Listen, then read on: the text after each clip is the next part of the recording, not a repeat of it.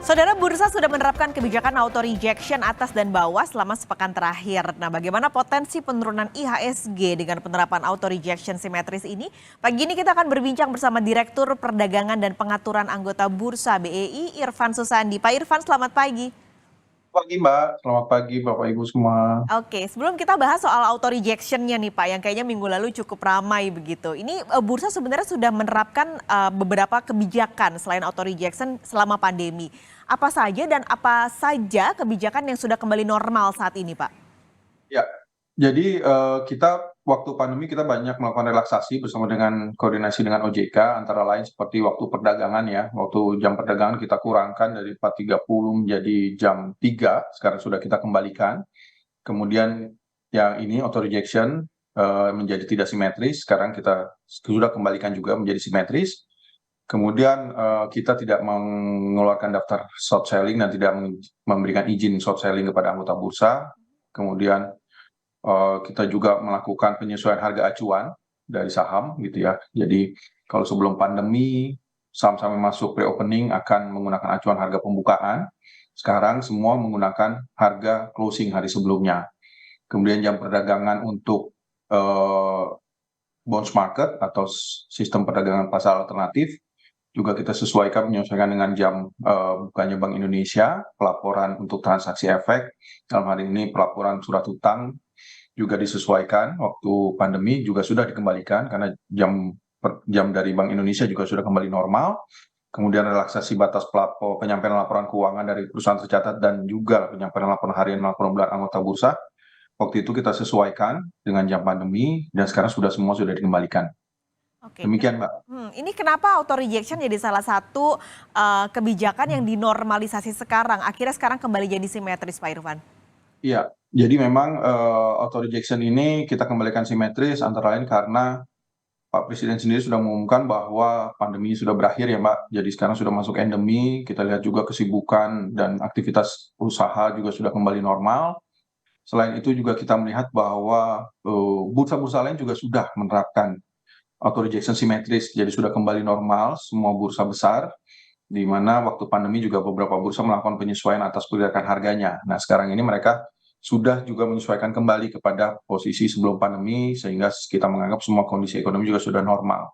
Selain itu kita lihat juga bahwa tidak ada isu-isu ekonomi yang kritikal di akhir-akhir ini, kinerja saham bursa juga relatif baik, dan kita melihat bahwa beberapa analis justru memprediksikan indeks akan tembus di 7.000 dalam waktu dekat.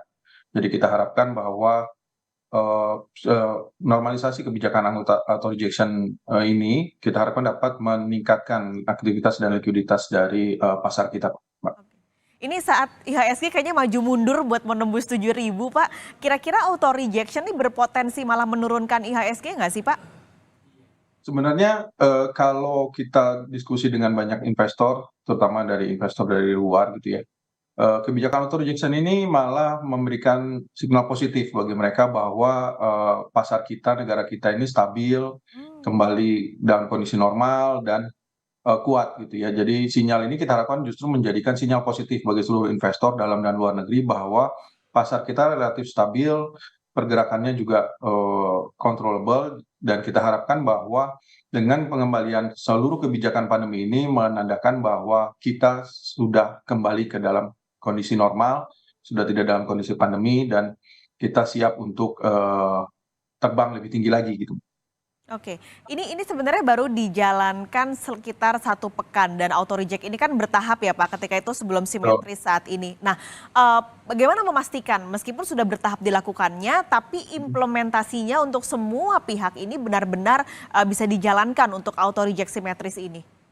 Ya, jadi memang kita menerapkan strategi setelah berkoordinasi dengan OJK untuk implementasinya secara bertahap. Tujuannya adalah untuk menyiapkan investor-investor kita, terutama investor retail yang mungkin baru mulai transaksi di masa pandemi ini menjadi lebih siap untuk menghadapi perubahan yang mungkin belum pernah mereka hadapi sebagai investor sebelum pandemi, karena mereka mungkin karena waktu pandemi kita mengalami peningkatan jumlah investor yang luar biasa. Ya. Nah, dari sisi kita, dari sisi pengaturan sudah pasti kita mengeluarkan surat keputusan yang sudah disetujui OJK. Kemudian dari sisi publikasi juga kita cukup gencar Mbak, dari mulai sebelum penerapan simetris. Jadi kita akan melakukan tahap 1 asimetris dari 7% menjadi 5% di auto rejection bawahnya.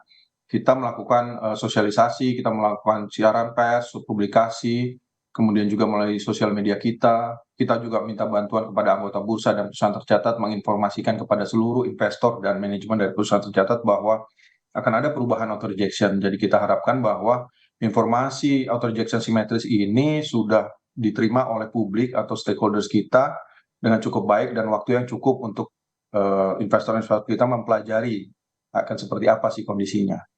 Oke, ini terutama penting untuk investor angkatan corona ya Pak, karena belum pernah ngerasain auto reject-nya sampai 35% gitu. Tapi Iya. Pak Irfan tadi cerita ini sebenarnya juga sudah diimplementasikan di bursa-bursa negara lain. Kalau di negara lain seperti apa sih Pak? Iya, jadi negara lain memang ada beberapa negara yang waktu pandemi tetap bertahan dengan auto rejection yang simetris dan ada juga yang mengubah auto rejection menjadi asimetris. Nah, semua ini sudah mengembalikannya kepada auto rejection simetris semua, jauh sebelum kita menerapkan auto rejection simetris. Nah, kita memang pelajari seperti Mbak sampaikan, banyak investor kita yang baru menjadi investor di Bursa Efek Indonesia ini sejak pandemi. Sehingga kita cukup mempertimbangkan masalah psikologis, kita banyak diskusi juga dengan OJK, dengan anggota bursa, dan mungkin dengan beberapa investor, termasuk investor retail, investor institusional, asing maupun lokal, untuk proses penerapan ini, selain juga kita melakukan review secara hati-hati terhadap penerapan ini, Mbak. Oke. Ini terakhir Pak, ini kan sebenarnya diterapkan bisa dibilang dalam waktu mendekati Pilpres. Ini lagi masa pencalonan bursa-bursa Wapres dan Capres dan juga Cawapres. Nah, akankah berpengaruh terutama di Pilpres 2004 nanti ke bursa? Ya, jadi kita juga mempelajari, Mbak, bahwa dalam 2 pilpres sebelumnya, bursa efek Indonesia ini cenderung lebih liquid, lebih aktif, dan mungkin juga lebih volatile 6 bulan sebelum pemilihan presiden. Di mana kondisi ini kita juga masukkan sebagai pertimbangan kita dalam penerapan auto rejection simetris, dan kita melihat bahwa dengan melihat kondisi yang ada sekarang, kita cukup yakin bahwa negara kita ini kuat, Mbak, dan pemilih-pemilih kita ini cukup rasional, sehingga insya Allah pergerakan indeks ini cukup baik dan tidak sangat fluktuatif, sehingga kita cukup yakin bahwa pengembalian auto rejection simetris ini lebih banyak membawa signal positif, Mbak, dibanding signal negatifnya. Oke, semoga juga menjadi ketahanan fundamental yang baik, apalagi menjelang bursa pemilihan presiden di tahun 2024. Pak Irfan, terima kasih banyak sudah berbagi informasi pagi ini di Kompas Bisnis. Sehat selalu, Pak. Terima kasih, sehat-sehat. Jelajahi cara baru mendapatkan informasi. Download Metro TV Extend sekarang. Pemirsa, Bursa Efek Indonesia mulai memberlakukan kebijakan auto reject bawah ARB dan auto reject atas arah simetris mulai Senin 4 September 2023. Kebijakan ini membuat saham di rentang harga tertentu bisa turun hingga 35%. Pemirsa, berikut adalah aturan ARB simetris yang telah berlaku di awal tahun 2017, namun diubah karena pandemi COVID-19 di bulan Maret 2020 dengan membatasi auto reject bawah maksimal 7% untuk seluruh fraksi harga. Tujuannya adalah untuk meredakan kepanikan investor ketika indeks saham anjlok. Saat ini, Bursa Efek Indonesia kembali memberlakukan kebijakan auto rejection simetris ke level pra-pandemi.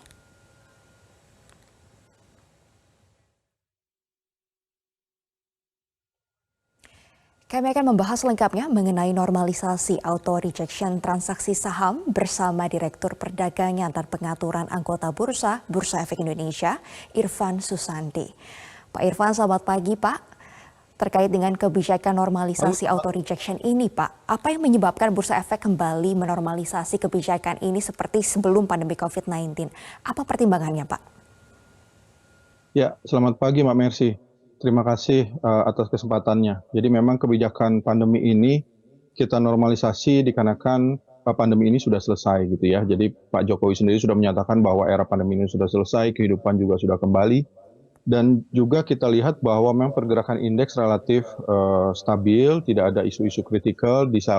Selain itu, bursa-bursa lain di dunia juga sudah kembali dalam posisi mekanisme perdagangan yang normal, Mbak Mercy.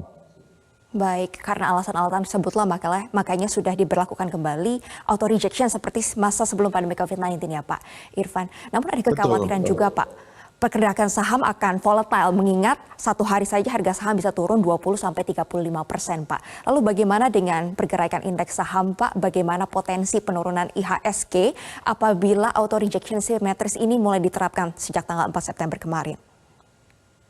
Ya, sebenarnya kita memberlakukan kembali hal yang sebelumnya sudah kita berlakukan, Mbak. Jadi sebelum pandemi pun indeks pergerakan harga satu saham itu bisa naik atau turun hingga batas tertentu. Dalam hal ini maksimal yang kita terapkan adalah 35%. Jadi saya rasa investor-investor Indonesia ini sudah cukup berpengalaman, Mbak, menghadapi volatilitas indeks.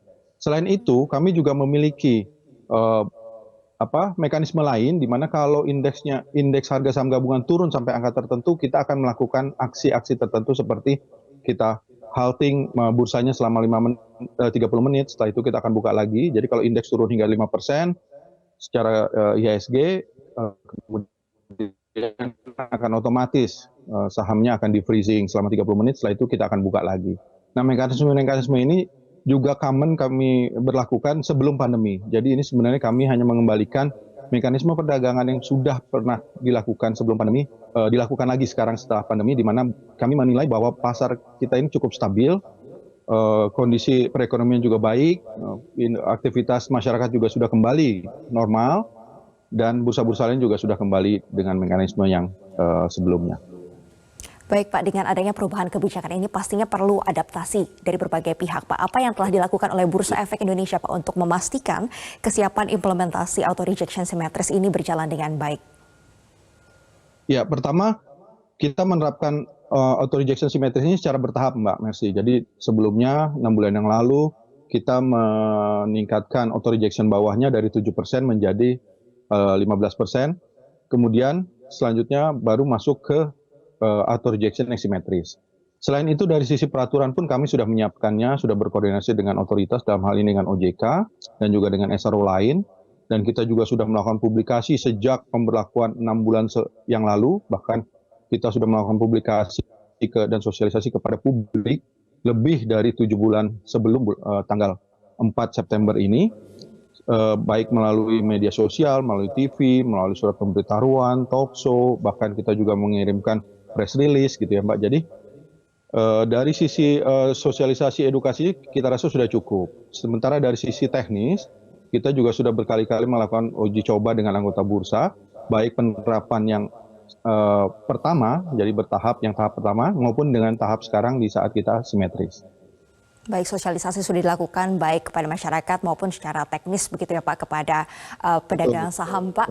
Nah, tadi juga Bapak sempat sebutkan bahwa kebijakan-kebijakan ini tetap berlaku. Misalkan jika IHSG turun sampai 5% dalam satu hari ini akan ada halt selama 30 menit seperti yang diberlakukan ketika pandemi COVID-19 awal-awal Pak Maret 2020. Nah, terkait dengan pergerakan saham ini juga Pak banyak yang khawatir bagaimana pengaruh pemilu pada indeks harga saham gabungan. Nah, ini bagaimana Pak menurut Bapak pengaruh pemilu presiden tahun 2024 mendatang terhadap pergerakan indeks saham? Iya Pak, terima kasih Mbak Mercy. Jadi memang kalau kita melihat nih Mbak Mercy, pemilu sebelumnya dan 2 pemilu sebelumnya, bahwa pergerakan IHSG ini cenderung fluktuatif tapi dalam batas-batas yang cukup baik gitu ya. Bahkan value transaksi dalam 2 kali pemilu ini selalu mengalami peningkatan dibanding setelah dilakukannya pemilu. Walaupun secara IHSG fluktuasinya sebelum pemilu ini cenderung cukup volatile dibanding setelah pemilu. Tetapi kami yakin bahwa dengan situasi politik yang sangat baik, situasi keamanan juga sangat baik, pemerintah juga sangat support Bursa Efek Indonesia dan perekonomian, kita yakin bahwa volatilitas ini masih dalam batas-batas yang wajar, dan saya yakin juga investor juga sudah sangat cerdas gitu ya Mbak untuk menyikapi segala perkembangan informasi yang ada dan dalam proses pengambilan keputusan investasi dari mereka. Sehingga kami di Bursa Efek Indonesia ini cukup yakin bahwa fluktuasi IHSG sebelum pemilu ini akan bisa terjaga dengan cukup baik dan tidak volatile terlalu liar gitu ya Mbak. Baik, terakhir Pak Irfan terkait dengan target-target yang ingin dicapai oleh Bursa Efek Indonesia di tahun 2023 ini dengan berbagai kebijakan dan juga dukungan aturan dari Bursa Efek ini, apa yang diharapkan di tahun 2023 ini Pak? Ya, terima kasih. Jadi memang di tahun 2023 ini ada beberapa hal yang sedang kami persiapkan gitu ya, baik dari sisi instrumen. Jadi kita juga akan menyiapkan instrumen baru yang nampaknya baru akan bisa kita luncurkan di tahun depan. Juga kita menyiapkan bursa karbon gitu ya, kita dalam proses persiapannya. Selain itu juga kita terus melakukan sosialisasi edukasi agar jumlah investor kita juga bertambah. Sementara dari sisi supply side, saat ini jumlah perusahaan tercatat kita sudah 888 dan pertambahan di tahun ini kita harapkan akan jauh lebih banyak dibanding pertambahan jumlah perusahaan tercatat di tahun sebelumnya. Jadi baik dari sisi demand maupun supply kita terus akan melakukan inovasi dan peningkatan yang kita harapkan juga dapat meningkatkan likuiditas dari bursa di kemudian hari. Baik, terima kasih Direktur Perdagangan dan Pengaturan Anggota Bursa Efek Indonesia, Irfan Susandi untuk penjelasannya. Semoga bermanfaat untuk pemirsa Metro TV. Selamat kembali bertugas Pak Irfan.